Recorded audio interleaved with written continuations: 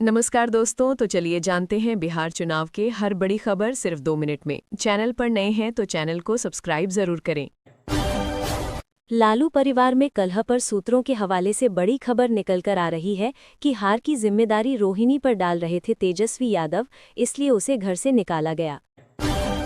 हूँ लेकिन धन्यवाद देता हूँ, कभी भी जरूरत पड़ेगी मनीष कश्यप अपने बिहार के लिए हमेशा खड़ा रहेगा। खासकर उन मजदूर भाइयों को धन्यवाद देना चाहता हूँ जो बाहर से आकर मुझे इतना समर्थन दिए कि मेरा हार भी चर्चा का विषय बन गया। फिर एक नई शुरुआत नए जोश के साथ करेंगे। भोजपुरी सुपरस्टार खेसारी लाल यादव ने पहली बार बिहार विधानसभा चुनाव में छपरा सीट से हिस्सा लिया, लेकिन उन्हें हार का सामना करना पड़ा। ऐसे में अब खेसारी के सुर बदल गए हैं। हार के बाद वो खुद को राजनीति की दुनिया से परे बता रहे हैं और कह रहे हैं कि वो कभी चुनाव में आना ही नहीं चाहते थे। बिहार में नई सरकार के गठन का काउंटडाउन शुरू हो गया है।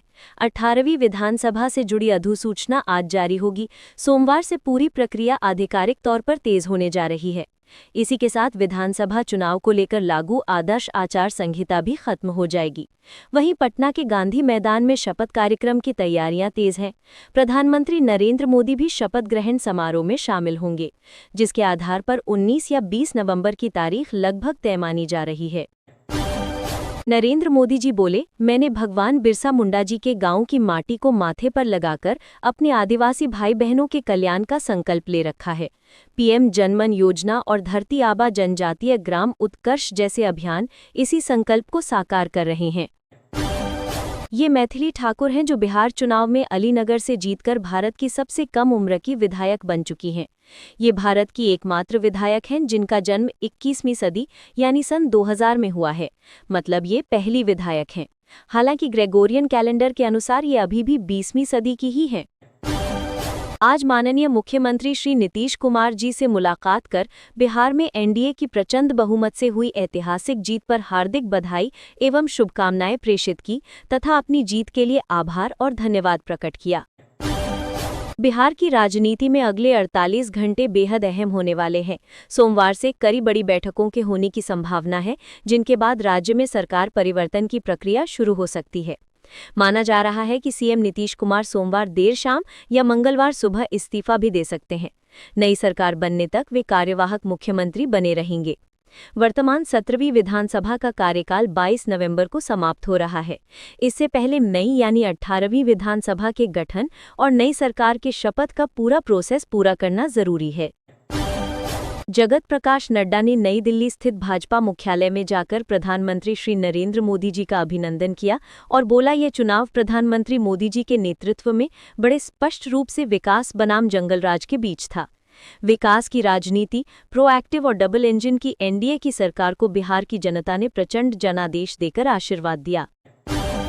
पटना, एनडीए की जीत पर नीतीश कुमार के बेटे निशांत ने कहा, जनता को बहुत बहुत बधाई, हमारी सरकार बनने जा रही है। उम्मीद से बेहतर परिणाम मिला, आगे भी पिताजी बिहार के विकास के लिए काम करेंगे। बिहार की राजनीति में लालू परिवार में शुरू हुआ विवाद अब और गहराता जा रहा है। तेज प्रताप यादव ने अपनी बहन रोहिणी आचार्य के चप्पल उठाने वाले बयान पर तीखी प्रतिक्रिया दी है। सोशल मीडिया पर साझा भावुक पोस्ट में बिना नाम लिए हमला किया और जयचंद करार देते हुए कहा कि परिवार पर हमला करने वालों को जनता माफ नहीं करेगी। तेज प्रताप ने लालू प्रसाद यादव से कार्रवाई करने और सिर्फ एक इशारा करने की अपील की है। पार्टी कार्यालय एक व्हीलर रोड पटना में अपने नेता, पार्टी के राष्ट्रीय अध्यक्ष सह केंद्रीय मंत्री आदरणीय श्री चिराग पासवान जी द्वारा आयोजित प्रेस कॉन्फ्रेंस में शामिल हुआ और उन्हें मिठाई खिलाकर शुभकामनाएं दी। इस अवसर पर माताजी का आशीर्वाद प्राप्त किया और अपने नेता के साथ पार्टी के सभी नवनिर्वाचित विधायकों ने खगोल स्थित शिव मंदिर में पूजा अर्चना कर आशीर्वाद प्राप्त किया। चिराग पासवान जी आज पटना साहिब स्थित तख्त श्री हरमंदिर साहिब जी में सपरिवार मत्था टेककर अरदास करने का सौभाग्य प्राप्त हुआ। गुरु महाराज से बिहार की शांति, समृद्धि और सबके कल्याण की कामना की। योगी आदित्यनाथ जी बोले, देश के प्रथम स्वतंत्रता समर की अमर सेनानी शहीद वीरांगना उदा देवी हमें याद दिलाती हैं कि नारी शक्ति कितनी सामर्थ्यवान है। माननीय रक्षा मंत्री श्री राजनाथ सिंह जी के साथ आज लखनऊ में वीरांगना उदा देवी के बलिदान दिवस पर उनकी प्रतिमा के अनावरण एवं स्वाभिमान समारोह के उद्घाटन कार्यक्रम में सम्मिलित हुआ। उपेंद्र कुशवाहा ने कहा, मैं शानदार जीत के लिए बिहार की जनता का धन्यवाद करता हूं। सभी लोगों ने एनडीए का समर्थन किया है। ये डबल इंजन की विकास की जीत है। और उन्होंने कहा, नीतीश कुमार मुख्यमंत्री थे, हैं और रहेंगे।